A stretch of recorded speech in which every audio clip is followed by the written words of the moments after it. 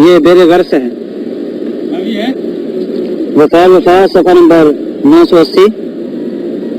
इब्राहिम बिन इस्माइल मुरसलन रवायत करते हैं कि रसूलुल्लाह सल्लल्लाहु अलैहि वसल्लम ने फरमाया, मैं रात जन्नत के कुओं में से किसी कुएं पर सुबह की है, तो सुबह आप बेरे गर्स पर पहुंचे और उसके पानी से वुज़ू फरमाया, अपना लाबे दहन शरीफ इसमें डाला, और किसी ने शहद का हदिया पेश किया तो आपने वो भी इसमें डाल दिया, और वो साल मुबारक के वक्त इसी कुएं के पानी से आपको गुस्ल दिया गया। हज़रत अली रज़ियल्लाहु अन्हु फरमाते हैं कि रसूलुल्लाह सल्लल्लाहु अलैहि वसल्लम ने वसीयत फरमाई, जब मैं इंतकाल कर जाऊं तो मुझे मेरे कुएं बेरे गर्स के 7 मुश्किलों से गुस्ल देना।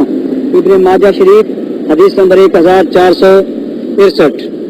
रसूलुल्लाह सल्लल्लाहु अलैहि वसल्लम ने इरशाद फरमाया, अच्छा कुआं बेरे गर्स है और ये जन्नत के चश्मों में से है, और इसका पानी सबसे ज्यादा पकीज़ा है।